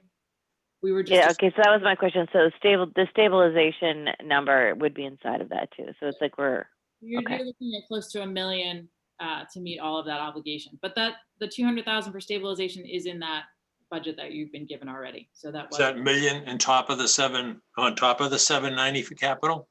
No. That's part of it. Okay. Yep. So that would leave roughly 2.3 million in free cash. correct. Right. Okay. and maybe I'm Satisfying all the demand. But you need a significant amount of that free cash to stay in order to meet the financial policy of the 2.5%. Right. Okay, that's the other factor then. The other piece of it, yeah. What is that? Yeah. okay. Maybe, could I add something? I don't know, for the folks that may have watched the school budget hearing, there was a little sound bite that I took away about 45 minutes in. There was a question in regards to, as we know, the financial policies were signed by the select board as the chief executive officers of the community.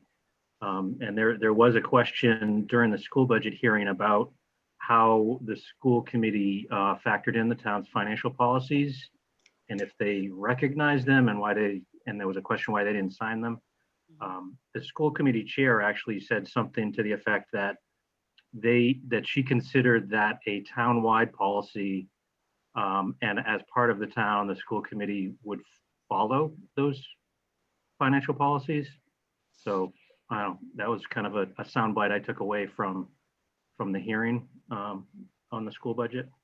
Maybe Yeah, they're more open to, revisiting, signing the policy. Well, I heard that too, but I guess it's Christine would answer it, but that's the town policy, and the school budget is inside of that number. So I'm not sure what would be gained by having the school committee sign it. Frankly, it's a town policy, and the selectmen establish that policy, and they fall under that number. Whether they sign it, what them signing it, I don't know. Is there an official I requirement? think it was, well, I think originally, I mean, this was 3 years ago, Christine, that they had put it in front of, this was back when Chris Morrison was head of the school committee, I think. 2018, 2017, we started talking about it. 2018, it was signed. Yeah, I'm pretty sure if we look at the policy, it's almost like them recognizing that they've seen it and they understand that this is the policy of the town.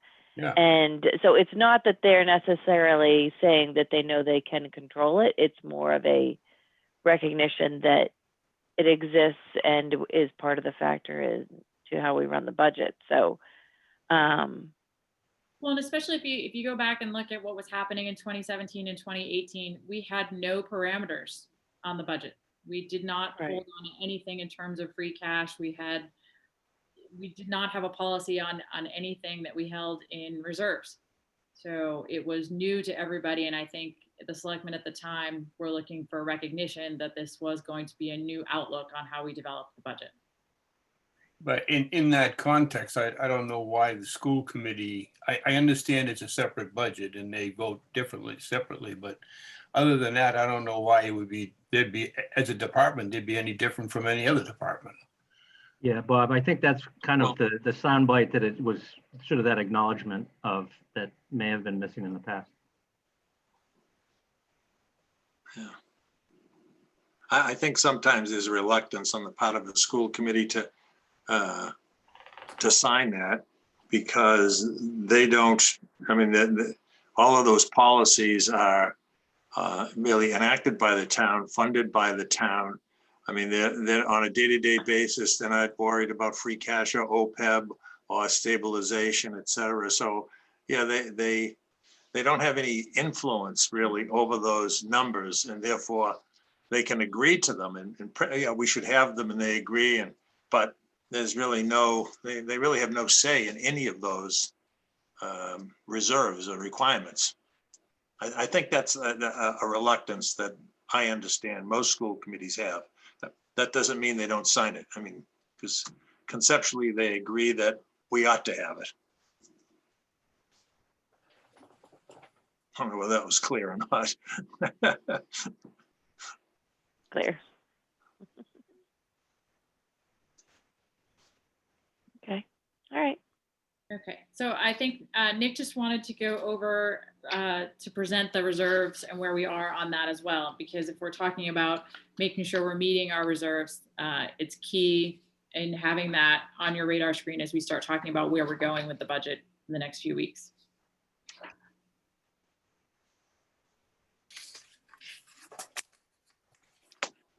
Sure, and I'll send this out after the meeting.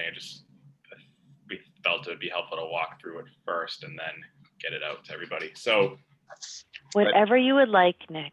And that way we can't read ahead, so it's all good. So what we have essentially in place is, when we're working off that budget summary spreadsheet that we share and talk about, it's essentially an all funds budget. So what we're trying to do in the first half of the sheet is just get down to what is actually supported by the general fund. So you'll see at the top, we're taking our top line number and then we're backing out certain things such as the revolving funds, which are supported by fees, the enterprise fund, which is supported by its own ratepayers, and the enterprise fund has its own free cash and reserves. And then we're backing out the municipal building stabilization fund. That's the transfer in, that's the transfer out. And then a couple of smaller items that are just items that the town takes in and then appropriates out at town meeting. That doesn't affect its general fund. and operations. So at the end of the day, the bottom line number that we're looking at to test our reserves against is the 66,184,000 number. That is based on the fiscal year 22 budgets as proposed. So we know there are changes to come. Most likely that number will drop further throughout the process here until we get to final numbers. Looking at our reserves, so we comb through to make sure we're grabbing all of our reserve accounts to calculate as part of our reserves. And just going in order here, we have a reserve fund with reimbursements from the Msba that we're drawing down each year as part of the school projects from the early 2000s. That is the last year that we will use that is in fiscal 23. So as you can tell, this year in fiscal 22 will be the last year we have any money set aside in that account. The next one is our reserve fund balance that is approved each year as part of the budget. That is money set aside and under the control of the Warrant Committee. So we consider that as a reserve, as it's something that we could tap to in emergency expenditures not anticipated with the Warrant Committee's approval.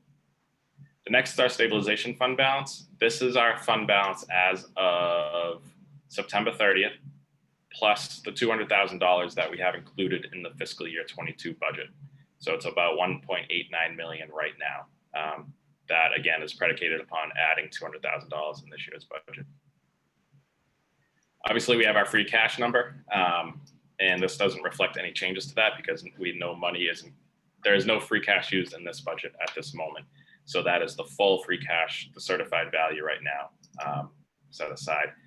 The last account here is the Msba interest reserve account. That's just a title we term it. So it's where interest accrued on the money, on the reimbursement money from the Msba that has been sitting in account goes. So it's been used over in recent years on capital projects. The most recent one is to do the Wheelock school boiler replacement.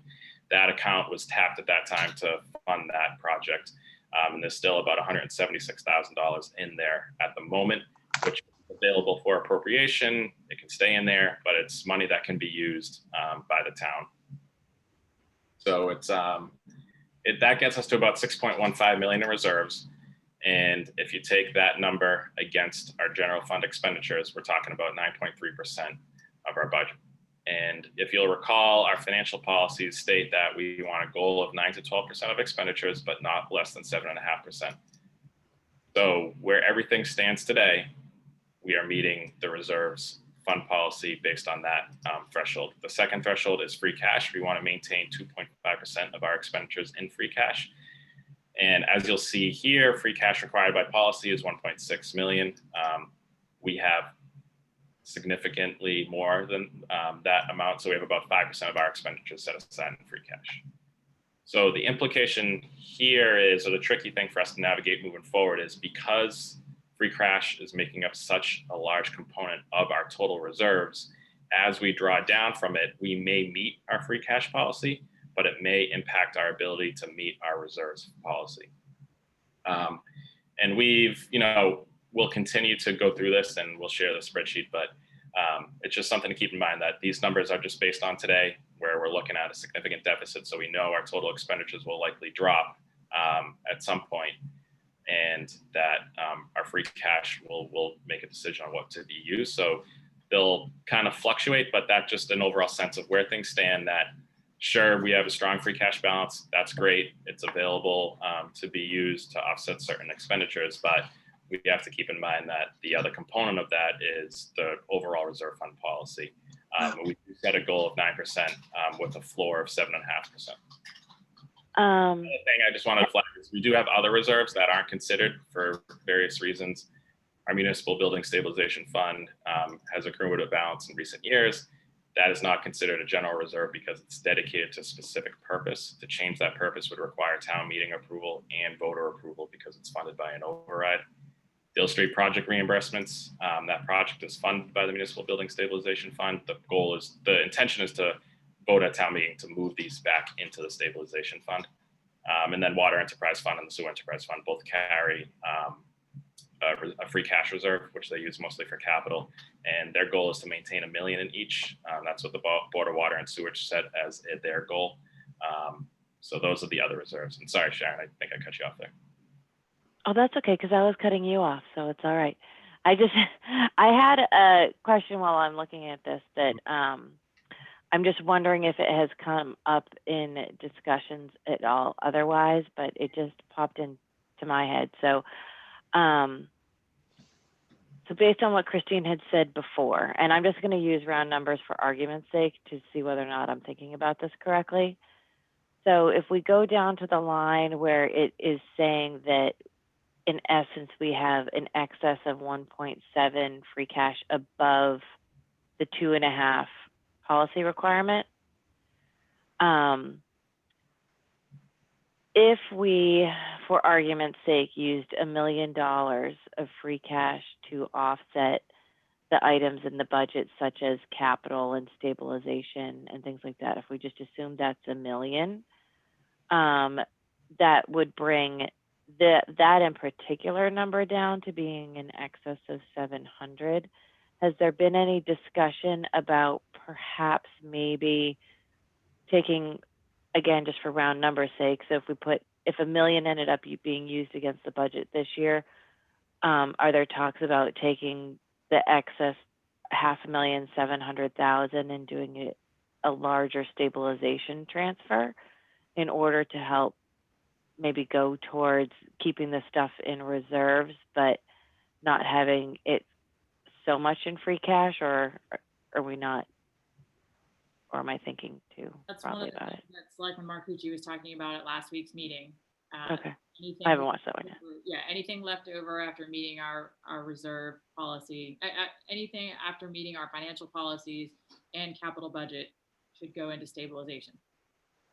Did he mention everything, and I probably should watch this, just looking at the prior 2 years that free cash was below either 140 or 300, does he think that we should keep extra free cash of, say, like an extra 200,000 over, or would he just want to pick it, anything excess up over and put it up into stabilization? So they're going to see this tomorrow night. You're actually, now that you're on Monday nights, you're actually getting to see a preview of this before they're getting to see it. Ooh la la. Okay. So you're a dry run tonight. Okay. So they will see this tomorrow night, and I would assume have similar questions and similar ideas and thoughts of how they want to move forward with that. So when they bring it up, you could say, well, actually, Sharon asked about that already. It's already said, no. Yeah. Okay.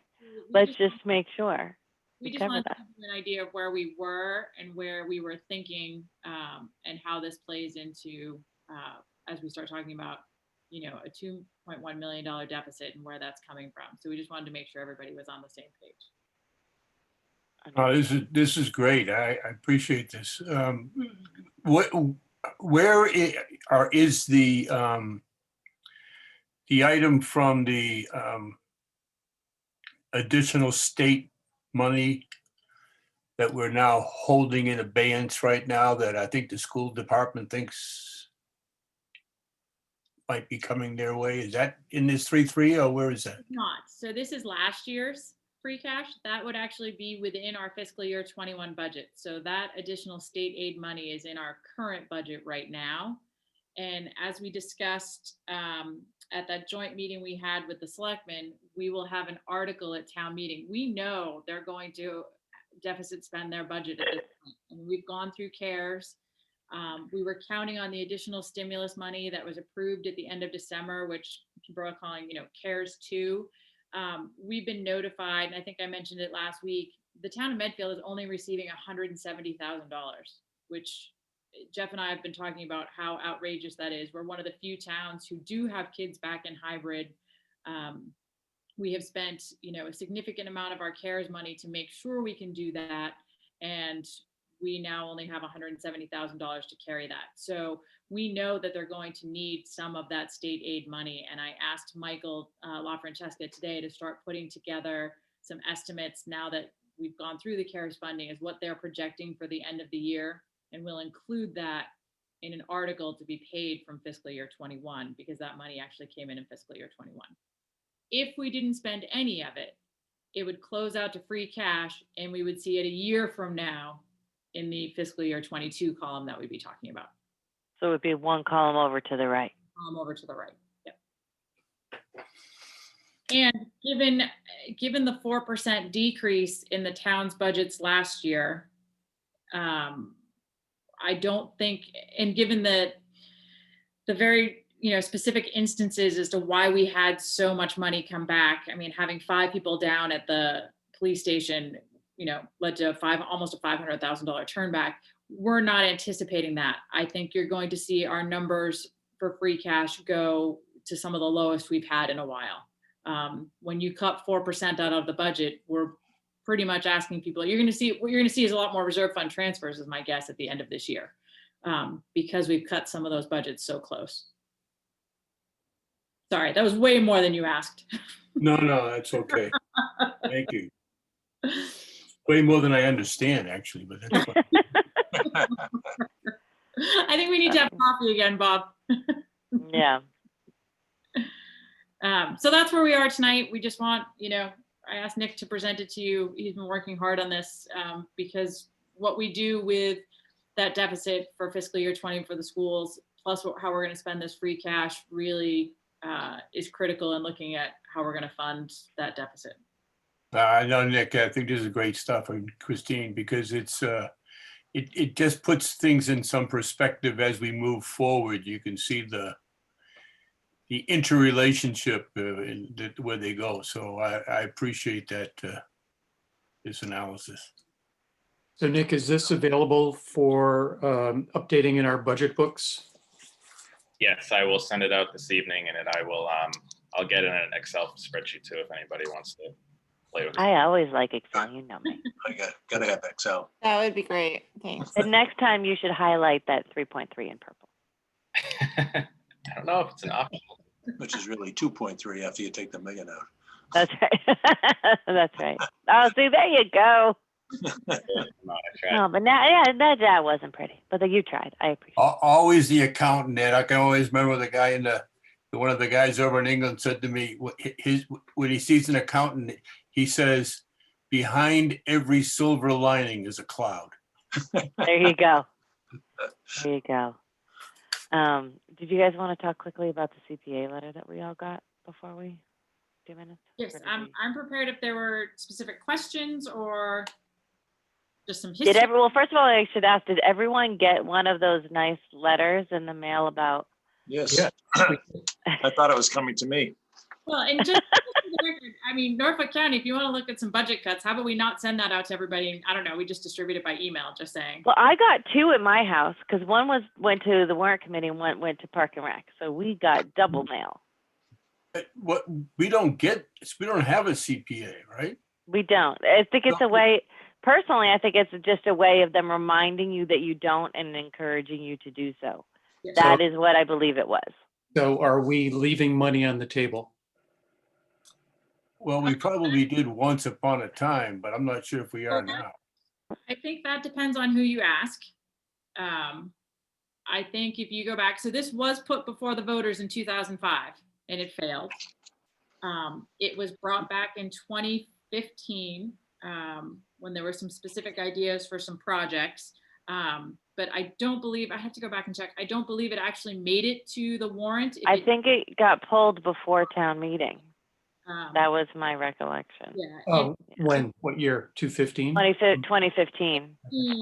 Dan Bible, who has since passed away, had reformulated the committee, asked the selectmen to make appointments to that to try and investigate whether or not that would be a way for us to purchase some historical properties.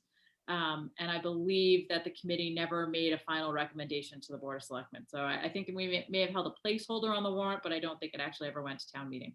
Yes. Yeah, I actually got involved in this with Dan, and we went as far as we did meet with Mike.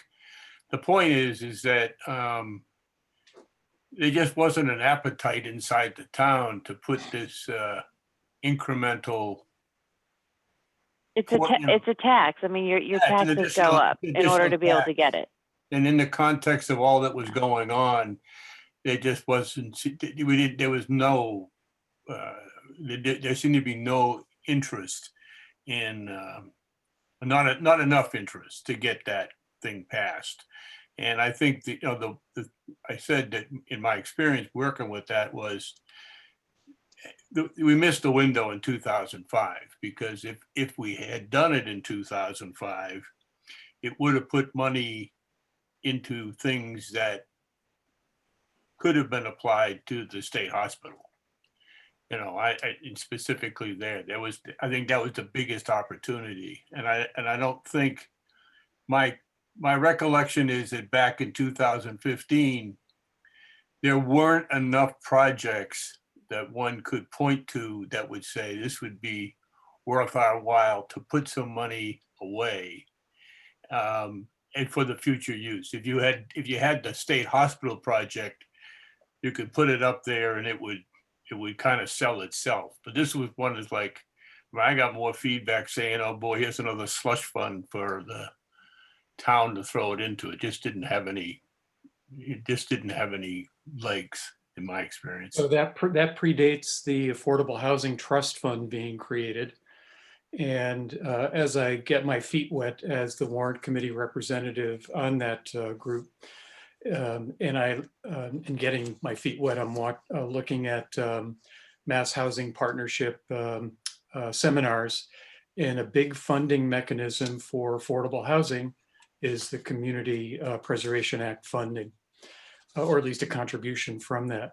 So one of the action items, I think, I haven't read the latest version of the Affordable Housing Trust Action Plan, but one of the things that I put forth was revisiting the Community Preservation Act, establishment, or Community Preservation Corporation or Committee reestablishment as a funding mechanism for affordable housing, among other needs, as you've cited, Bob. And that I think came out of the master plan. I know it did, because that's where I excerpted it and volunteered it to our action plan. Came out of the master plan. But Sharon, you said something that to get these funds, is it true that you have to have some sort of incremental tax? Actually, if I can answer Yeah. that. Yes, please. Yvonne run some numbers for me. So what you would need to do is you would need to pass at town meeting. Obviously, then it's a ballot. You have a couple of choices when you pass. You can either do a 1%, a 2%, or a 3% surcharge on your taxes. You can go further, and there are a couple of other exemptions. You can exempt your commercial industrial property. You can exempt the first 100,000 of a residential home. So I asked Yvonne to run the numbers just so you could, for context, if you're talking about, average $675,000 single family home in Medfield, the 1% with the exemption would be $102 a year for the average tax for the average $675,000 home. With zero exemptions, you're looking at $120 per home for that. My concern now, and I kind of feel the same way Bob did, is that we really should have passed this in 2005. And I know there's some political reasons why we didn't. I think asking people, when we're talking about the Dale Street School adding, $700 to their average tax bill, and now to say we're now also going to add $120 for the Community Preservation Act, when we're almost at our 10% of affordable housing, I think you're going to see some serious pushback from people on that.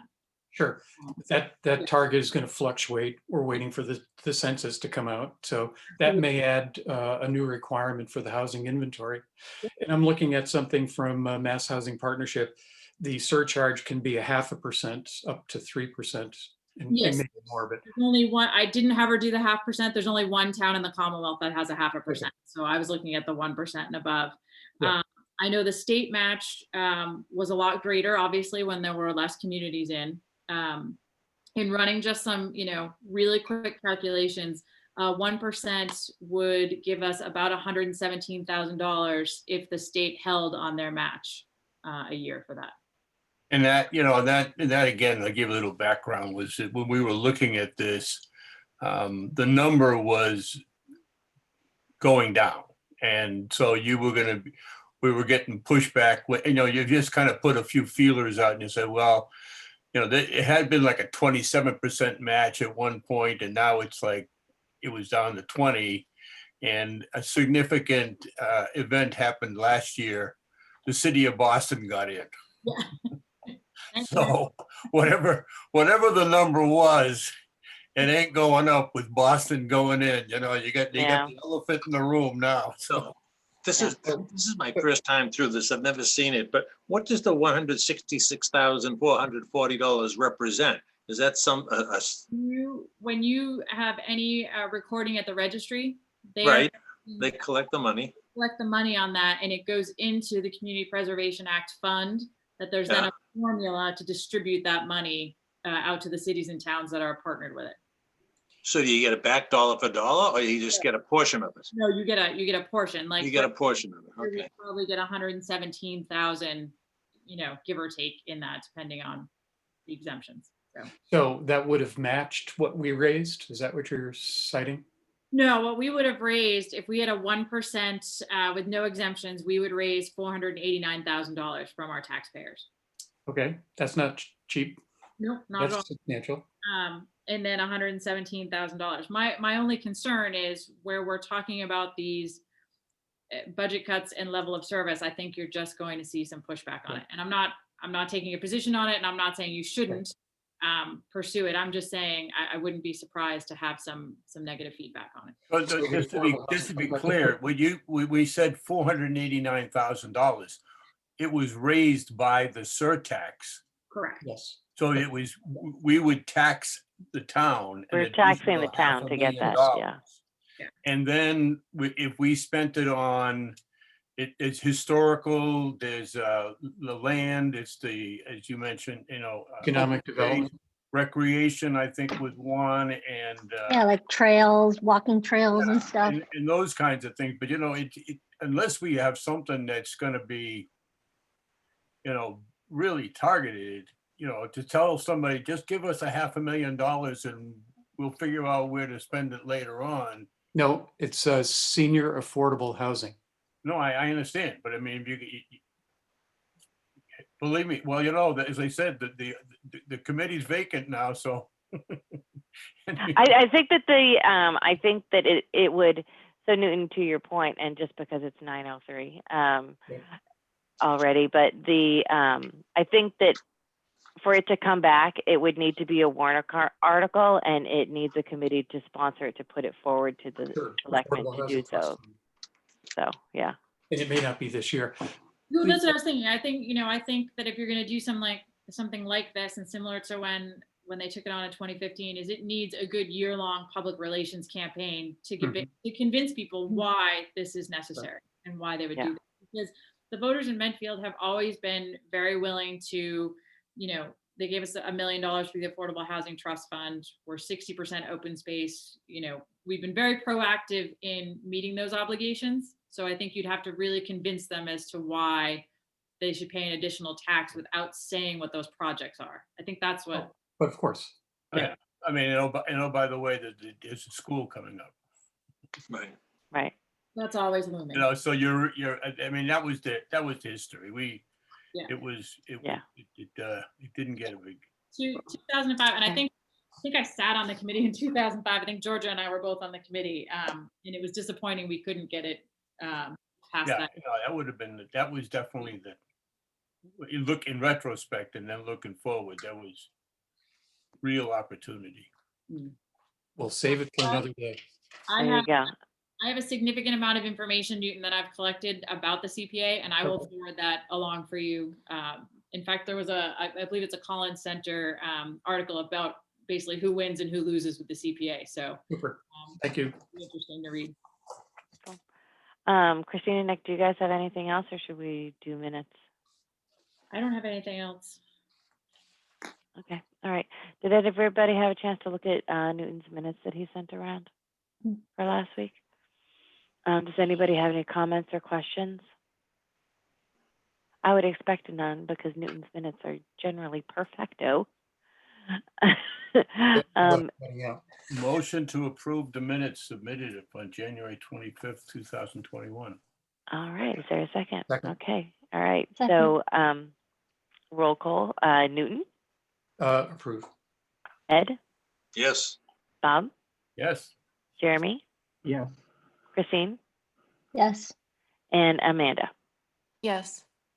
I wasn't sure if you were still there. And I will vote yes also. And so quickly, I wanted to, so next week, we're going to have a few more budgets. And if anybody who hasn't told me already that might have any others or any warrant articles, just let me know and I'll get those onto the agenda. We mainly have schools next week, so I did send everybody the link. So if you have a chance to watch that in advance, please do so. I wanted to do a quick calendar check to talk about the week after. We can't meet on the 15th because it's President's Day. And the 16th, we conflict with the selectmen, so we lose either, well, we probably lose Christine. We probably only get Nick. But the question was, is there any preference or not if we do it on the 17th or 18th? The only thing specific that I think right now is in at least discussions in the background to do that week is Ed Wood is working on some more information on the schools. Is it mainly the revolving accounts and the other analysis you were doing, Ed? Yeah, I'm working with fair to Mike. say? We spent a lot of time on the revolvers, as well as getting a little bit more detailed on some of the major expense line items. So we're working on that, and I hope to have it ready, for that week. And I could do 16 or 18. I think 17, I think, is Ash Wednesday. I don't know whether that's a good day to have the meeting. Oh, yeah, probably not. So probably either, and I guess I kind of wanted to mention that was a topic, Christine and Nick, in case you felt like that you both wanted to be here for it or not. Totally up, kind of a little bit up to you guys. Shockingly, I have no life, so I could do any day. So I guess maybe we're talking about either conflicting with the selectmen on the virtual. I can do virtual ashes on the 17th. I'm okay with that. Well, I was gonna say, so we could do the 17th or 18th. I don't know. I mean, we could do the 18th if that works for people. I'm better the 17th than the 18th, but You're better the 17th. I can do either.